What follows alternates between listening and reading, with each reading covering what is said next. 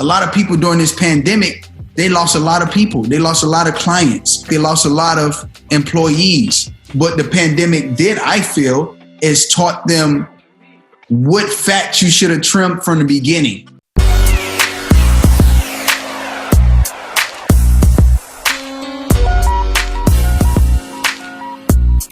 What's up, everybody? This is Spectacular Smith, and welcome to the Spectacular Experience. Today's guest, he started dancing when he was 11 years old and took his love of performing into the rap group he formed with his brothers, Pretty Ricky.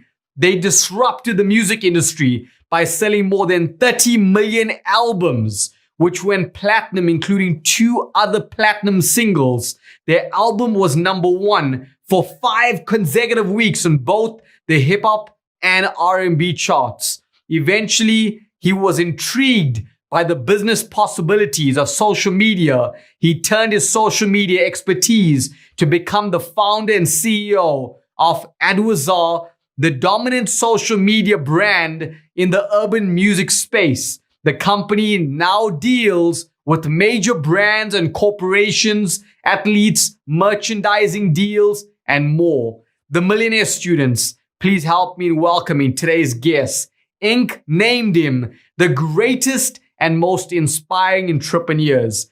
Huffington Post named him top marketing gurus to watch by ranks among the top 5 most influential entrepreneurs in tech and music. And he was honored as the Innovator of the Year by Black Enterprise. Spectacular Smith. Spec, thank you for being on the Millionaire Student Show today. I truly appreciate your time. Thank you. Thanks for having me, man. In this show, we dissect the pain that my guests went through in life, as well as the price they paid before they experienced their prize. So how did it all begin for you? So for me, it all started from just being a kid infatuated with, business at a young age, seeing my mom do a hustling thing, selling, like back in the day, they used to call it Avon crystals. And she used to sell different products and stuff like that. She was a manager at a business, but she had different side hustles. So I used to see my mom selling all of these items. So it kind of put that bug into me too, saying that, you know what, if I see my mom doing this, I can do something similar, the same thing. So I used to go to school and they used to have these brochures of like candy bars that you can sell and you can get certain prizes. And I always been competitive. So I wanted like the biggest and best prizes. So I got like $10,000 worth of candy bars, and I got asked everybody to help me sell it. Like I had my mom friends, I had, my mom, me, like everybody. And I went door to door, ended up selling all $10,000 worth of bars, went to class and was excited. They had the little seminar thing where they tell you what you won with your prize. And I turned my money in. I got a bubblegum beeper with a yo-yo for $10,000. So at that point, I was like, all right, this is the first time I realized I can't work for nobody. It was a highway robbery. Did all this work and I got nothing out the deal. So from that point forward, I was like, you know what? I'm going to start working for myself. I got to 6th grade, did the same thing with the candy business, had 10 people working for me, $2,000 a week at 11 years old, to transitioning into a music group. That was kind of like the foundation of who I became to the world. But throughout doing my music stuff, I started doing my side hustles on social media too. And I learned that I can make money off of social media. So not only I'm going to be on stage and performing in front of thousands, hundreds of thousands of people, but also I can be behind the scenes and make money off of social media and monetize my passion. Some nights I was making more than I was making on stage as a platinum artist, like building and monetizing social media accounts. So there's so many similarities because I can relate with what you mentioned in the direct sales industry and, selling candy. I did that with chocolate fudge as well. I also did direct sales. I've heard you say you didn't change. You just grew up. What would you say attributed towards you growing up? Mistakes, failures, going through so many trials and tribulations, peaks and valleys. as you're going through this journey, it's a lot of things you just don't know. It's a lot of unknowns. And back then I didn't have any mentorship. I knew nothing about mentors. I wasn't reading books. I see a ton of books behind you right now. I didn't start reading books until 4 years ago. I didn't understand that somebody can read to me. I was like, whoa. So you mean it? I don't have to sit down and go page by page and freaking read a book? Somebody would just like read it to me. And that's when my whole life changed. When I realized audio books exist, I started running through hundreds and hundreds of books and gaining knowledge from people who already been where I want to be at in life. And that's something I pride myself on following, is the breadcrumbs to success. So once I started doing that, going through my trials and tribulations, when I actually go through a moment, I can read a book that helped me with that current situation I'm going through, that helped me get over that obstacle. Spec, success is messy in the middle and gorgeous at the end. What was your biggest setback for you, which actually caused you to make that comeback? It was my father. My father was the manager, the label owner, everything. And I see we made tens of millions of dollars, and he just managed the money, poorly, and left me flat broke, nothing, homeless. He kicked me out. I had no money to my name. I had no clothes. I had nothing. My girl told me I could come stay at her house with her mom, told me I could come over. And from that point forward, I realized that, I had to do something. I had to do something. And I see what my dad did, and I didn't want to be in the same situation again. So I wanted to be the person that had my future in my own hands, instead of having somebody else predict where my money is going to go and how to manage the money. So I started learning about money management, financial freedom, financial literacy, and really taking things to the next level for myself. And when I started focusing on that, that's when everything changed, because I realized, like, I'm the person who sets what my future is. I set my own destiny. And when I got into that mindset, everything changed. Everything. I started thinking things, looking at things differently. I started thinking about how can I help more people help themselves. And it's a saying that says, if you make enough people rich, you'll become rich. Right. So I try to figure out as many ways I can help as many people as possible, no matter if I did get rich or not, and kind of switch my mindset based on the music industry mindset, where it was all about me, take, mess this person over, snake this person. And that was the music industry. Don't introduce them to your plug. And I had to reprogram my mindset and say, you know what? I'm going to introduce you to anybody you need help with. I'm going to give you everything that's going to help benefit you. I'm going to help you whatever situation I can help with, and be a service to you, who you are as a person. And that's when I really start seeing change, not only for my life, but for people around me, and the impact I was bringing to others. So over 90% of people hardly ever see success. They go through adversity first. And you see that prosperity. You have multi-platinum records, albums, and then you start seeing success. But then internally, you start going through adversity where you don't see the money. You don't taste the success. You don't experience what you've actually gone out and created. How did that set you up for the future, knowing that if your own dad could literally create that mess, which allowed you to create your message, then in the future, anyone can mess you over. Anyone could screw you over. Anyone could set you up. I think it was great that I went through that. The fact that I made all that money and came out the end with nothing. It just taught me that it's not all about money, to have happiness. And it also showed me that if you lose it, you can get it back. And once you got that mindset, you become unstoppable, because nothing can hurt me. You can't hurt me. David Goggins, that's a great book too. It's like, you can't hurt me. No matter what you do, you cannot break me. You can take all of my money. You can take all of my materialistic stuff. But when I have a brain, and I got heart, it's literally hard to do anything to me, because nothing will faze me. It don't matter. So you can't drive me based on what you can make me. You can't drive my my emotions or who I am as a person based on materialistic things. So I would never be in a position where you can try to manipulate me or push me to something that I know is not true to who I am as a person, because it's not about money. It doesn't matter. Money is like nothing, right? And money is nothing.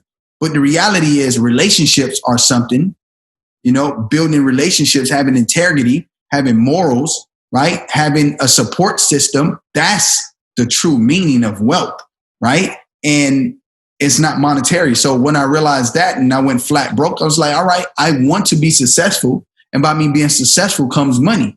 But when the money comes, I have to use it responsibly. And the credibility and the actual power I end up receiving because of money, now it's about what I do with that power and that money to impact the world.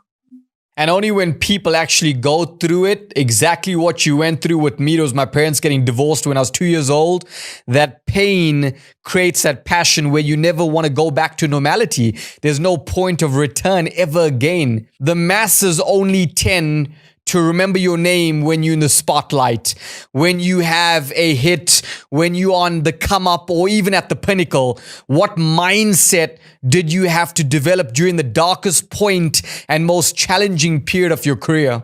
Honestly, I never really thought about any of that. My mind never went into a dark spot. It just went into a motivational spot because I just knew that it wasn't over for me. I never felt like this is the end of the world. I just know it's a lesson in every tragedy. And when I understood that, nothing can stop me. I won't go into that dark place because I know this is just a lesson. Yeah, it's an L right now, but that L stands for lesson, right? And you want to learn as much as you can until you take the L off of that learn and earn. And that's what I do.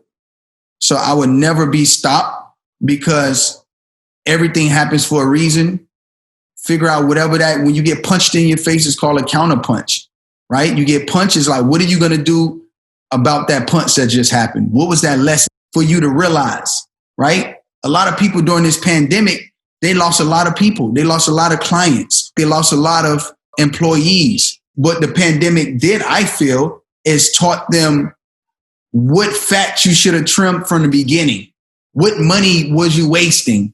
How could you be more innovative? How you can stop being a one-legged stool instead of having just one source of income or business model where you can have, multiple vertically integrating and having, if you're a manufacturer, then you got the, postal service that you purchase that's going to help you with the delivering your product faster. Or like Amazon does this perfectly. They vertically integrate everything.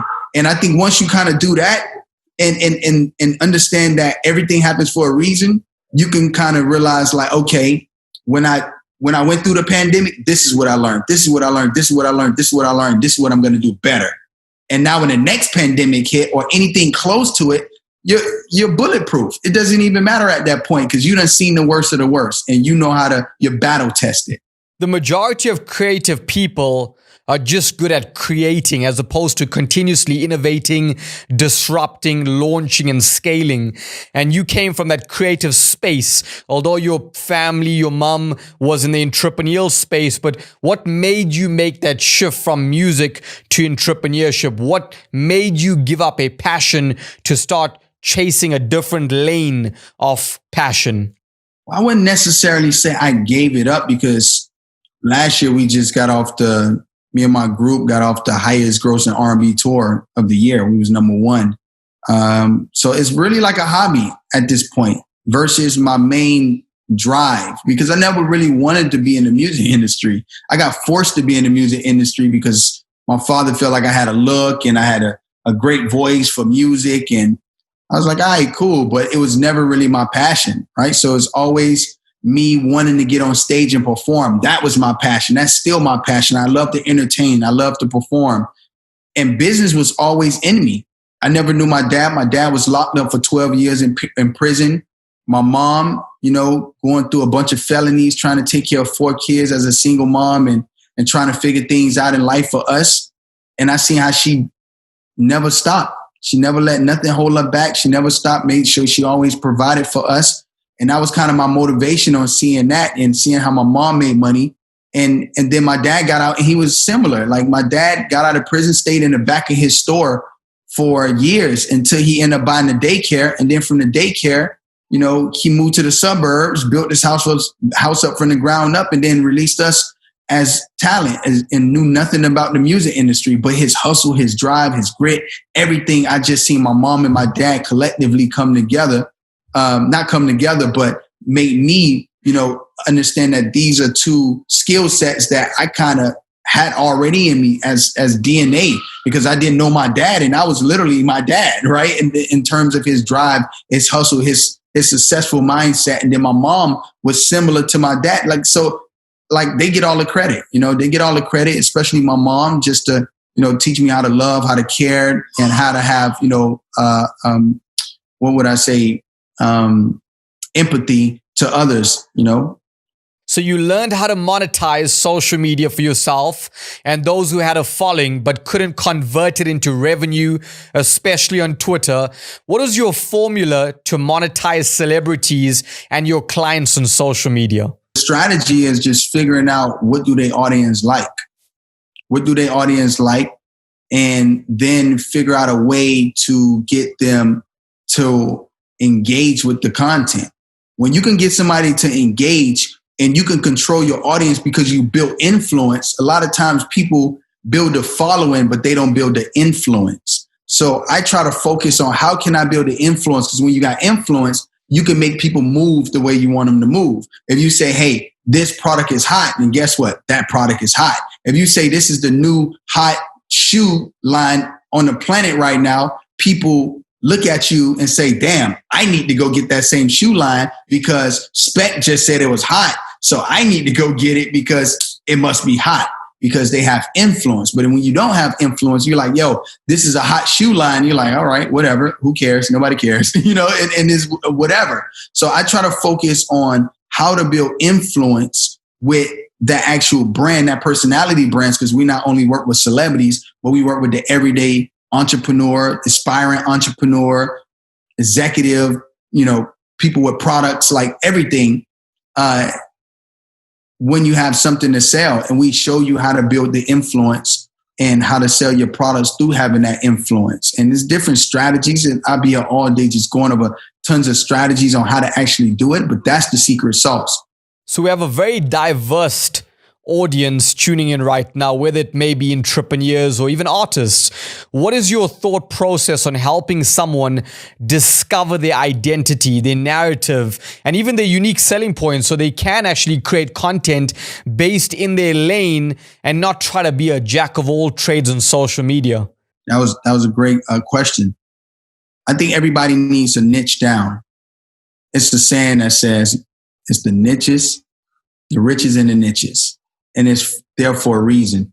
It's because you specialize in that one thing. If you're doing multiple things, how you going to master that one thing?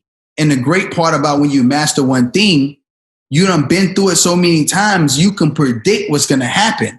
But when you're doing multiple things, you got to learn multiple lessons. So like if you do 10 things, you got to learn, like if you have 10 failures, then let's say you have one failure each thing. So now you got 10 failures, but you only learned one thing for each category. But now if you have one thing that you master and you only focus on, and you have 10 failures, then now you just got 10 lessons when that one specific subject that makes you way more knowledgeable, and that would push you 10 times ahead of the curve versus anybody else who's in that same exact field. Because you can predict what's going to happen because you done been through it all. You know everything, so nothing is going to phase you because you done went through the ups and downs with it, and you done A/B tested everything, and you're a specialist in that special field.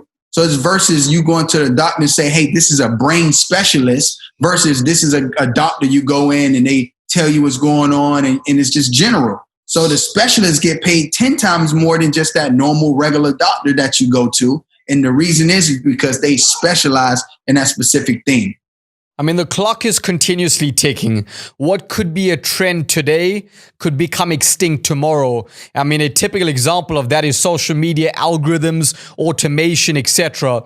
But how important is it to always stay relevant and to continuously innovate? Well, I definitely think that staying relevant is where you get to monetize the most, right? Where attention goes, money flows. So if you can keep yourself in the spotlight as someone who's a personality brand or for your business, then the more attraction you gain for awareness for your brand. And once you start gaining the followers, you create that social proof and credibility for people to feel that you're the person who they should talk to. Because it's sad, but it's true. People believe in numbers, right? If you have 100,000 followers, you're more valuable at 1 million followers, right? If you got 500 followers, you're more valuable in the people's eyes with 50,000 followers. That's just how society looks at it. And you gotta play the game. That's just what it is. So by you knowing that is how can I focus on building my followers, gaining the influence I need for me to get the customers and the business that I want? Because you can have the same exact product. You can know the same exact knowledge. But just because you got 50,000 more followers, you're worth more. And that's crazy. The world is like that, but that's just what it is. So you have to make sure you're building your brand up. You're becoming a specialist in that niche and become that go-to person by understanding what the people want, because you done been through it all and tested everything out. And you know exactly what the formula is to success to take them straight to that finish line. I mean, right now, a social media account with the amount of followers you have has more impact than your resume. If you walk into a job and you show them that you got 100,000 social media following, your credibility is sky high versus someone who's got the documentation on a piece of paper, but they really don't know how to market, how to brand. That's the new currency for 2021. I see the vision with regards to music being your passion, but it's also your marketing strategy. Because you have all these sideline businesses, but this keeps you relevant. This continuously keeps you elevating. The eyeballs are your brand, and then you just flip it over. And that's what I do to music as well. Yeah, that's what it's about. You know, that's definitely that, because I have people that come to me and say, I've been to your trainings. I've been to your master classes. And now there's more people talking about my business ventures than even my music. So when you become multifaceted, like you have different fan bases that you're creating. And the great part about it is all of them could integrate together collectively, because the people that buy my music buys my programs. The people who buy my programs buy my music. And then when you become a thought leader in a personality brand, then you can sell whatever products you want. I can go sell a book. I can create a podcast, which I have a book. I have a podcast, right? I have, different products that I'm creating, a fitness product. I have an online business school. I have an agency, and it's all based on me being a personality and building my influence up. And now I can sell them whatever I choose to sell because I already built that credibility to them. And I'm delivering content and teaching them things and showing them things and bringing value that whatever I drop, they're going to support it. And I want to make sure that for the audience, we reiterate that you mastered music. You mastered the digital platform before you diversified. It's not like you decided, well, I'm just going to take 100 swings and hopefully one's going to make me 1 million. You mastered it with your 10,000 hours. And then you had, the opportunity to diversify from that moment onwards. Yeah, you said something really important there. Everything I did it one at a time. Don't think I started 1,000,001 businesses and just blew up on every last one of them. I literally mastered each different one piece by piece. Music came first, so 17 million records. Did that, then I transitioned to my agency. I created my agency, started making a lot of people rich off their social media, made one of the fastest growing companies in America. Did that, then I transitioned to, hey, let me do a podcast and teach people this game. Hit number one on the podcast, the Spectacular Experience podcast. Decide, okay, cool. I got a bunch of female fans. Let me create a relationship book because I realized that, the actual relationship percentage of people staying in relationships longer than 7 months with millennials. I mean, more than millennials, it's only 7 months. So I was like, okay, let me take what I've been with my girl for a while and let me go ahead and give you some game on that. Boom, that hit number one. Master that. All right, got that out the way. All right, so next I decided, all right, I did all that. So now let me focus on doing an online business school. Now we have over 5,000 students. Our students is making more than $36 million. In the last 2 years, we created 17 millionaires, and we're all teaching them social media and how to build a business from scratch and transition out of their 9-to-5 job. So everything came one by one by one by one. I didn't focus on all of them at one time because now I'm spreading myself too thin. I got 100% in the bucket, and I decided to take 10% here, 10% here, 10% here, 10% here, 10%. By the time you look, you only give everything a half-ass effort. Versus giving one thing 100%, then taking 100%, taking 20 and sit it over here to start building that with that 80% on your main thing, making your main thing your main thing. And then that 80% then starts growing, and then you can kind of let off of that and then start growing that and put somebody in charge of that one thing that you had at 80%. And then you focus your 100% on that while that person is taking over that 80% that's no longer in the main thing. Hope that made sense. Definitely does. In the beginning, it's all linear income until you turn it into passive income, until you turn it into residual income. And then you focus 1% on that as opposed to the 99% you did in the beginning to build up that foundation. And let me say this too, because a lot of people don't understand. When people say you got to have multiple sources of income, it does not mean that you need to go start 5 businesses from scratch, right? What it means is you get that one business and you build it up as the most successful as possible. You take the money from that.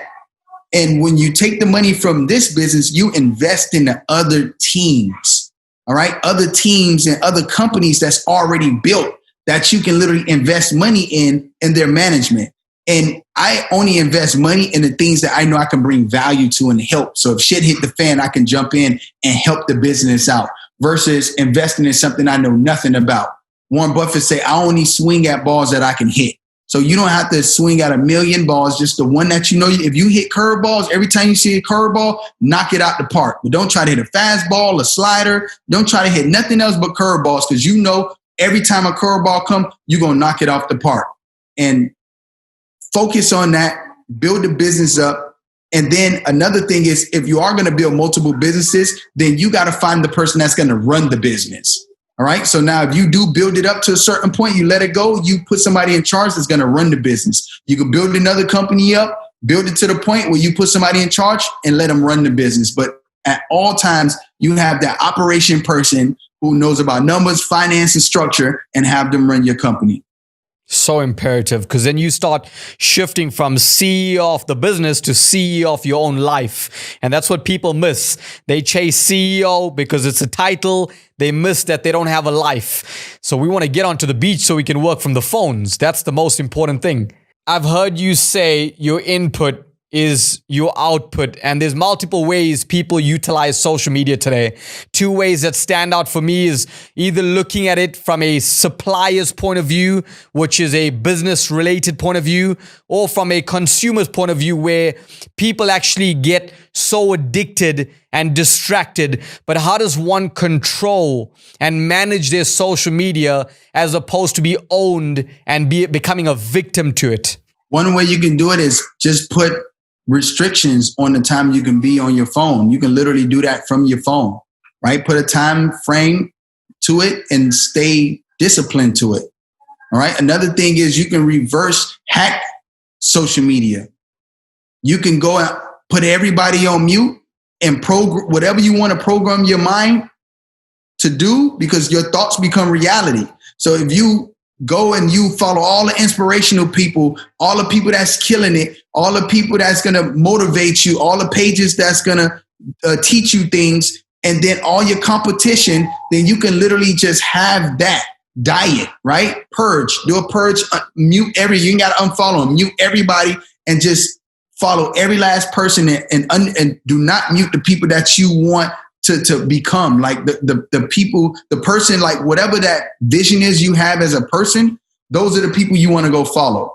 And then now when you get on social media, your mind is getting programmed. Your news feed is getting programmed. Your discovery tab is getting programmed. So when you come on your discovery tab, you see every last thing that you want to program your mind to see, right? You go in your feed, you see all inspirational, all motivational, all learning things, and you got no choice but to make it into a learning process versus a distraction. You make it an asset instead of a liability. Right now, the way a lot of people using social media, it becomes a liability. It's taking up all your time. You're not proactive. But once you switch the narrative and you control it based on what you want, all of a sudden it becomes an asset to you. When you go on social media for 2 hours, you just learned for 2 hours. You got the shit motivated out of you for 2 hours. You just scoped out your competition for 2 hours. And now you know what your competition is doing. Hack the system. And every human being goes through 3 phases in life, in no particular order: prosperity, adversity, and plateaus. And you've actually plateaued multiple times in your life, as you mentioned, with, music, with regards to social media and the algorithms, etc. What traits should one develop whilst going through a plateau or even adversities in life? The main thing you got to do is just figure out your support system. It's organizations you can join. One is called an entrepreneur organization. I just launched an organization called Power Circle. You can go to powercircles.org and apply to be a part of the Power Circle. All you got to do is make over $100,000 in revenue to join the Power Circle. And it's a collective effort, of people who all want to get to the same place in life, which is success. People who want to make an impact, and you figure out who your support system is, and you meet once a month with those people, mastermind, brainstorm, figure out what are each other's challenges. What are you going through? What can I help you with? What am I going through that you can help me with? And when you build this support system, then when you go through those times, those dark times, you got people that's going to pull you out of that dark space, because you're going to pull them out of the dark spaces when they go through it. And vice versa. When you build this is going to be the most powerful thing for you. No matter how small you start off with your support group, your mastermind group, and you talk about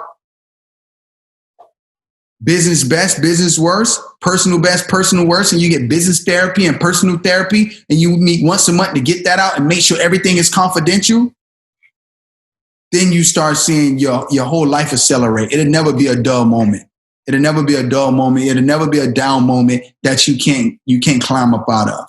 So let's dissect your entrepreneurship mind for a moment. What foundational systems do you need to implement to run your multi-million-dollar company? Well, some of the systems I use, one is Slack, a communication tool system. The other task management system is Asana.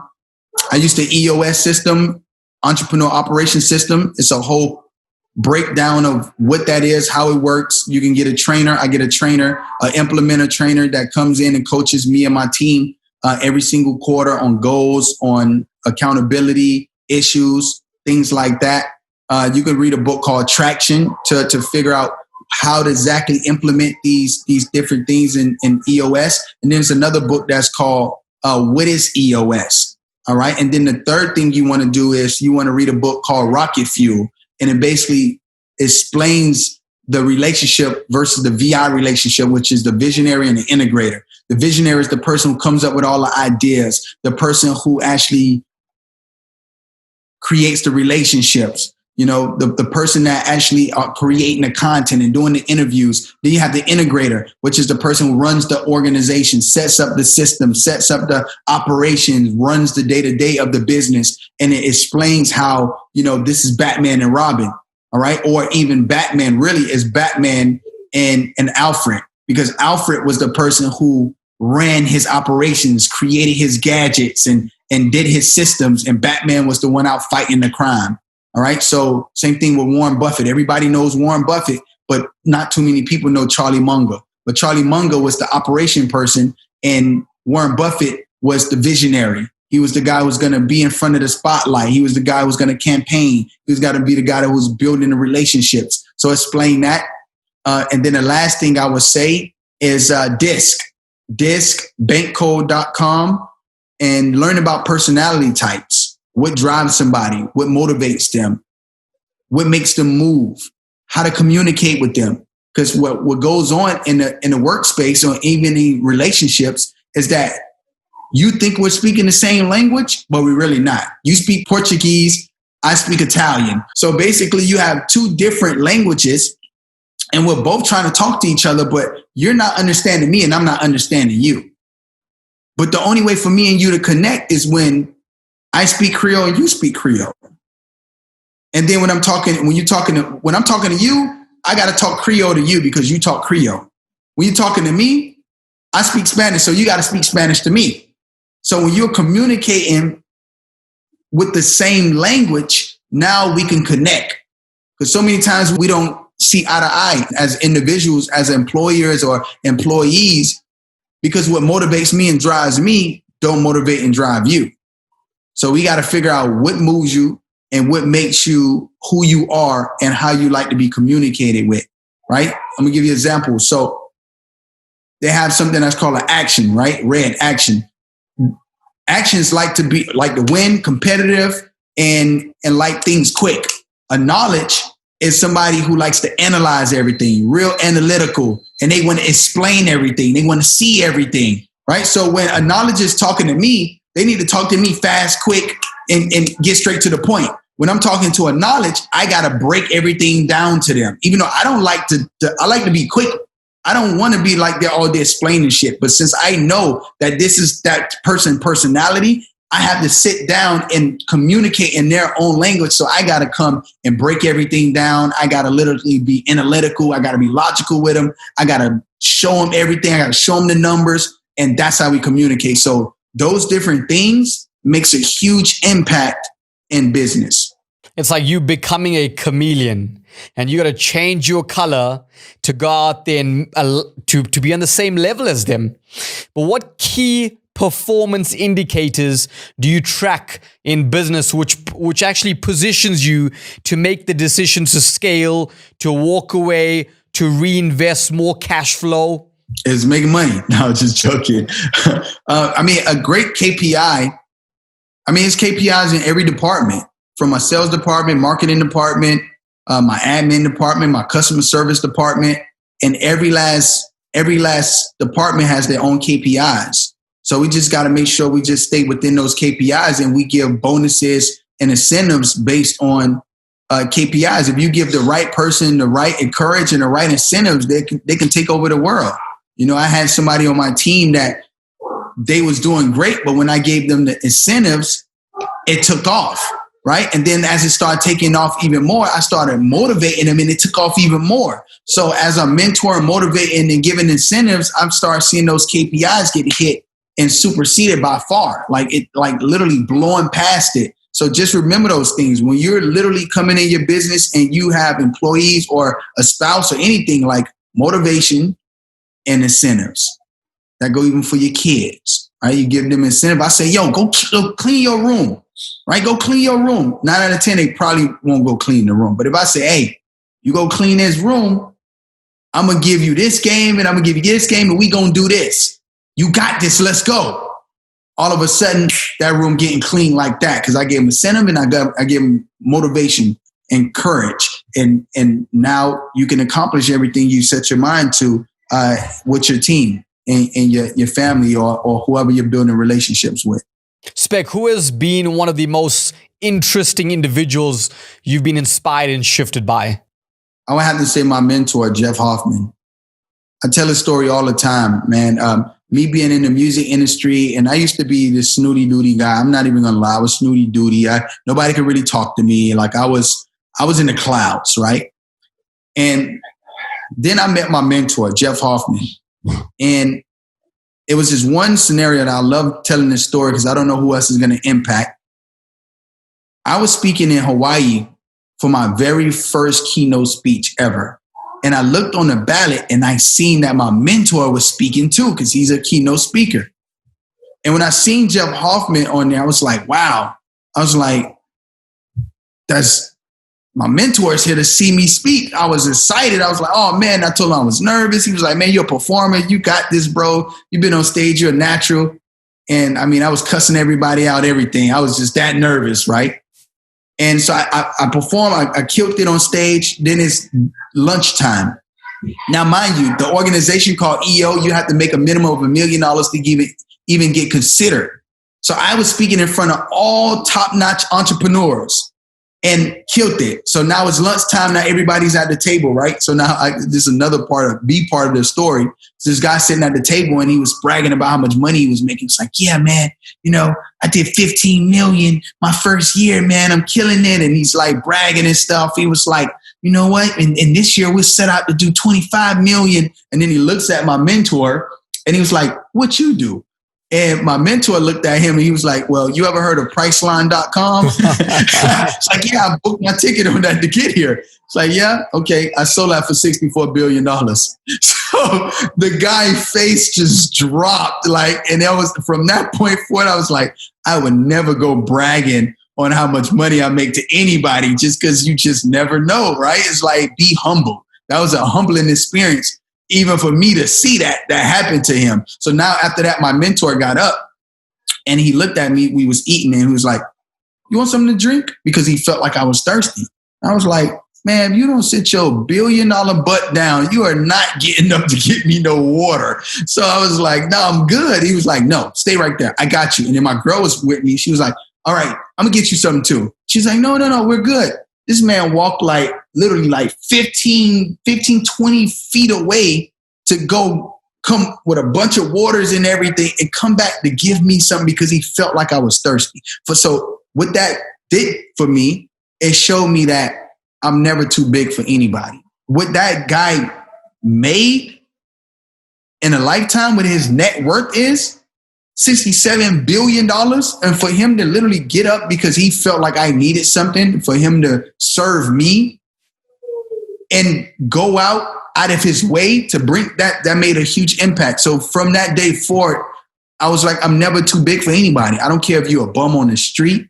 I don't care if you're an intern. I don't care if you're the CEO of Disney. You're all going to be treated the same regardless, because he showed me that it doesn't matter how much money you got. It don't matter how much fame you got. It don't matter how much money you got in your bank account. It don't matter how much influence you have. People are people. People are people. And if I can help, I'm going to help. And it's something that small of going to get a water because he felt like I needed help at that moment, right? It wasn't like a huge help. It's like, yeah, I'm eating, but I don't have anything to drink. He noticed that and he took action without me even having to ask him anything or even me even going and do it myself. He seen it was an issue and he got up out of his way. And even though I turned him down, he still went and did it and be like, I know you need this, so here you go. And I applied it to my whole life. I mean, we're all going to pass away one day and the street sweeper gets buried right next to the CEO. There's no difference when we all pass away, but we got to be able to understand that our top line in life is someone else's bottom line. Our pinnacle is someone else's entry level. And that's why humility is so key to get to the next level. Spec, it's so vital and imperative to find mentors to shorten and expand our learning curve, because what starts to happen is we decrease the mistakes we are about to make when we find that mentors already made that mistakes. What percentage would you tell people that you're mentoring that they should take from their monthly income and reinvest into mentorship, whether it's self-development courses, events, etc.? Listen, I would invest everything I can without hurting myself. It comes back tenfold. The best investment you can make is in yourself. Period. If you can, if I had savings, if I had $10,000 in my bank account and I had a mentor that I know is where I want to be at in life, I would give him my whole $5,000 if I know my bills was this much. Like if I know I have enough to pay my bills for next month and enough to pay my bills for this month, and like I know I have that money coming in, but I know I can literally give, I can give this money and invest in myself, then I'm willing to invest every last dollar, because once I get that person as a mentor, I know I'm going to make 10x that money. The wealthy invest in things that they feel is going to bring them a 10x in investments.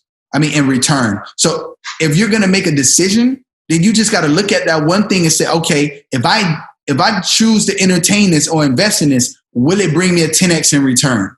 So if I get this guy $5,000, do I feel like he's at least going to help me make $50,000 or save me $50,000 in mistakes? And if the answer is yes, then I have no problem. My biggest investments come all from investments in myself. That's what majority of my investments go, in myself. Learning programs. I buy programs. I get mentorship. I get consultants. I go through life experiences. Everything is about mentoring myself, right? Even sometimes you can mentor yourself, right? It's like, let me talk to myself and say, like, what would I do in this situation if I had this? What would I do in this situation if I was already there? Like, and kind of like talk to myself and talk it out with myself. So you don't have to make moves when you're desperate. When you're desperate, that's when you make the worst decisions. So you got to kind of think to yourself, like, if I was here, would I do that? And kind of talk to yourself and talk it out and ask yourself those questions to get real life answers. There's 3 people that we can never ever negotiate on. Number 1, being a mentor. Number 2, a lawyer. And number 3, an accountant. When you have those 3 pillars embedded, what starts to happen is you can save more money in taxes. You're going to get screwed over and sued one day. So you protect yourself, and a mentor is just shortening that curve. But you and your team built up a company which got recognized for the Inc. 5000 and 262 out of 18 million companies. What is your process in identifying talent in leadership? Well, I think one of the things that you need with talent is always be recruiting. Always recruit. If you look at the best of the best teams, it's because they're always recruiting. Some of these colleges, they're recruiting when kids are in freaking optimists. They already have their eye on the prize and was like, this kid is going to come play for me. And they already know that person is going to be something. So they put their eye on it and they start nurturing that person throughout the process. So just making sure that you keep an eye out on talent. You find a talent track, start teaming up with these schools on finding out what's their number 1 talents that's coming. You want to make sure that you have a recruiter. A recruiter is great. Call it apple picking or headhunter, and find someone who's going to pick out somebody who worked for somebody else. Because when you do a job application, those are all people got fired. You don't want the people got fired. You want the people that somebody don't want to let go, right? And you sell them on your mission, your values, and the impact you're going to make. And they want to be a part of that, right? Versus just being a number that worked for somebody. And you can really get some key employees just from that. And just leading them based off of what they want in life.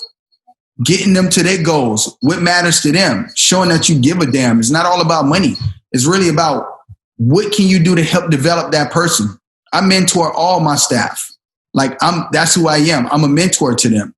So just recently, I read a book, Who Moved My Cheese, and it's so imperative to understand the cheese is always going to be moved. We need to always find new cheese. New blood is a lifeblood to the business. And when people get complacent, you got to replace them with new, fresh blood because that inspires them internally. What are some of your strengths of your leadership team right now? Well, some of our strengths are the way that we work together. Making sure we leave no man behind, and we're always learning. And the third thing is ownership. If it's late night, something happens, you gotta get up, you gotta make it happen. I heard Elon Musk call his team in the middle of the night some nights, like 3 a.m., like, what's up? I need all y'all here right now. And the people that don't show up, they fire. He asked them to get something done. If they don't get it done, it's like, all right, you fired. Find somebody that can get it done for me, right? And it's like ownership. It's like, we got a mission. We got a goal. You got to go all in or nothing. You're either putting all your chips in or you ain't on the team. And when everybody have that CEO mindset and understand I am the CEO of my department. And if this department fails, then I'm failing.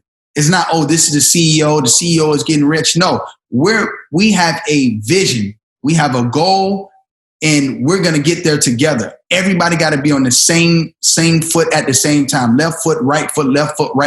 And we got to make sure that we're all on the same page. We all have the same values and live by those values. Learning, leadership, stream ownership, and make sure that we're pushing each other to success and always learning. Never settle for great. I want to be unstoppable.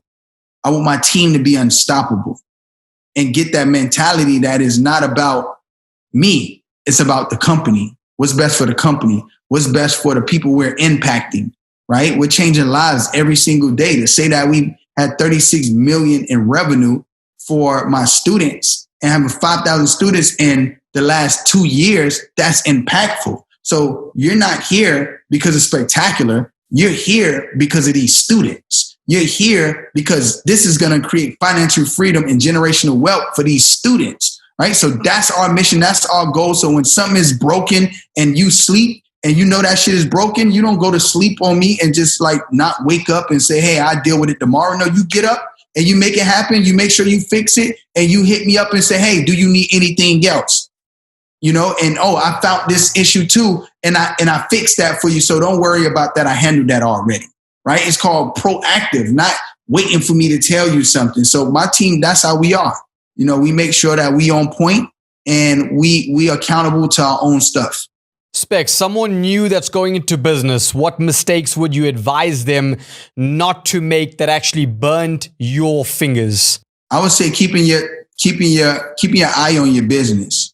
That whole multiple sources of income got me caught up. I had my business at the time. We was one of the fastest growing companies in America. I felt like it was on autopilot. I felt like it was great. And I took my eye off of it to do something else. And when I took my eye off the business, I didn't have it set up in a way where it can really run on autopilot. And even if I did have it set up in a way to run on autopilot, I would never take more than 80% of focus off of it. I would never go past that 80%, right? I would never go lower than that, and making sure that if I do take my attention off, it's only going to be 20%. Because when it's going good, you got to smash on the gas even harder. And what I did was I started doing good and I let off the gas because I felt like I was great. They call it the honeymoon stage. Right? You're in the honeymoon stage. You feel like everything is great. You want to go on vacation. You want to go on a break. It's like, nah, when you're doing good, this is the time to double down. This is the time to put all your chips in, let's go. And that's why I messed up on. I could have made 10x the amount of money that I made if I didn't let my foot off the gas. So now that taught me a huge lesson that when things are going great, go even harder. Don't get complacent. Don't feel like it's good now. No, that's when you say, now it's really time to put in some work. This thing is doing good. It's killing it. Now I need to kill it times 100. When I kill it times 100, how can I get to 1,000 now? And you just keep going and start building on your team. Start building on your team. Start recruiting, getting those A players, right? Go get your AD, your LeBron James, your Rondos, your J.R. Smith off the bench, or your Dwight Howards off the bench to go win the championship. A typical example of that is Jeff Bezos. He only owns 11% of Amazon, and yet the guy is worth over $150 billion. He focused in his lane, he mastered it, and he's still focusing on it. He could do anything in the world, but it's most important to resell yourself on what you're doing, just like how you talk about that in a successful relationship. What's your short-term strategy for the next few months with this pandemic and the recession right now? Right now, I'm just building on my team. I'm building on my team and just getting the best of the best. A lot of people getting laid off, but I'm hiring. I'm hiring. I want the best of the best. Like you said, I want an all-star team, and I want to double down on my talent and make sure I got the best talent so we can really impact as many people as possible. So I don't have to worry about too many things in the business. And I know that it's going to be people that's just like me that is going to help take this vision to the next level. Because it's not about me. It's about the people, and it's about the people who really want to take a real step forward to change their life and to give them options that's going to really give them that freedom that they're looking for. Because I feel like people are lost right now. They don't have the right tools. They don't have the right guidance. And that's what I'm here to do. I'm here to give them the guidance. I'm here to give them all the tools. I've seen a lot of things. I've been through a lot. And now I'm here to shortcut their way to success. Take it from the back of the line, put them to the front of the line in the VIP section.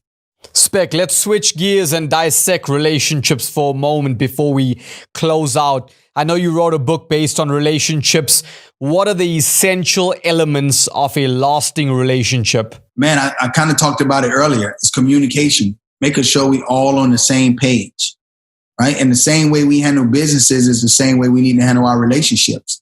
Have goals, have projections, have meetings, right? What's working, what's not working, issue lists, like accountability. Like all of these are things that you need not only in your business, but in your relationship. You have a mission statement for your business, but you ain't got a mission statement for your relationship. You got core values for your business, but you ain't got core values for your relationship, right? You having monthly meetings and leadership meetings, but it's only 2 people in this meeting and you're not having no meetings. You're not talking about things that is going to drive the relationship forward, but you'll talk about what's going to drive the business forward. You'll talk about how you just lost a client and how can we make this better so we don't lose another client. But we're not figuring out how you got pissed off at something and how can we fix that to make sure that don't happen again so we can move forward and learn from our mistakes. So I think that's the core thing. And co-creating is so vital because when you leave your significant other behind and you're winning and they're not, what starts to happen is they're left out. They feel left out or even right out. And you want to make sure that you co-create with them. Talk to me about how to make good love last. Yeah, you make it last by making sure that you guys are experiencing the best of the best with each other, exploring each other. The things that you like might not be the things that she likes, or he likes, vice versa. And when you visit each other's world is when you can tap more into the relationship, because sometimes you find yourself realizing that, well, I don't want to go there because I don't like that, or I don't want to go spend this time with him and go there because I don't like the way they be doing this over there. But the reality is, if you visit that person's world and say, hey, I know I don't like doing this, but I'm going to do it for you. And I know that you don't like this when I do this, but I want you to come with me and experience this with me. So now you're both visiting each other's worlds and both of you guys are bending for each other. And now you get to really spend that quality time and get that real connection based on the things that you enjoy as a person, as an individual. But so many times you're like, oh, I don't like that. He go do that and I don't want to do all that. Like, I'm good. I don't like that. And then you do the same thing with your spouse. You're like, she's doing that. I don't like doing that. Like, I'm cool. That's irritating. But she would be happy if you was in there with her doing that one thing. And you may be happy with her being with you as company doing that one thing.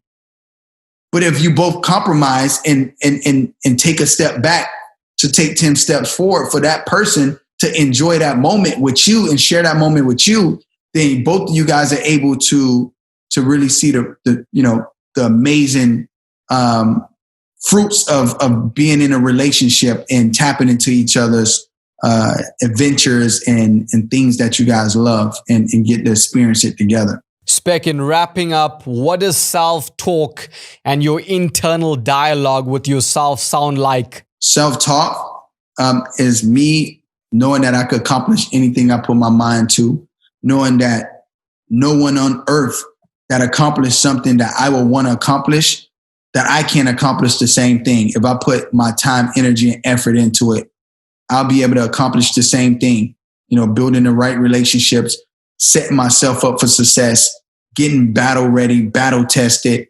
And when I fall down to get up and dust myself off, to know that after every storm, the sun comes out, and just tell myself that everything that I want to do, I will do. And that's really that.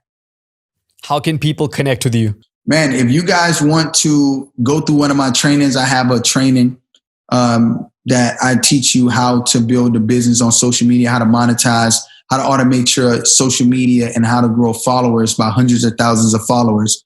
I have a free training that you guys can go to. You can text me 786-661-1224. Text me #masterclass.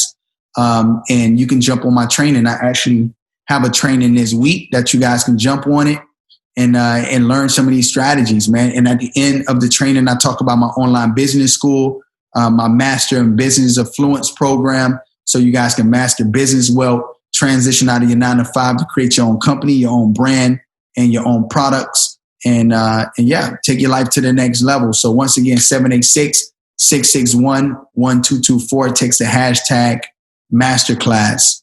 And also, I have a podcast called The Spectacular Experience as the #1 podcast on the top 200 charts on Apple Music, on Apple Podcasts. So check it out. Follow me on Instagram. I am Spectacular. And on TikTok is Spectacular Smith. And everything else is I Am Spectacular. Facebook, Twitter, everything. Spec, is there a website? Because for the international audience, instead of texting, is there a website that they can visit and tune into that free training? Yeah, go to spectacularmasterclass.com. Great. Spec, thank you so much for your time. I truly appreciate it. Thank you for the wisdom, the knowledge, your presence, and most importantly, just being you. Thank you for having me, brother. Appreciate you.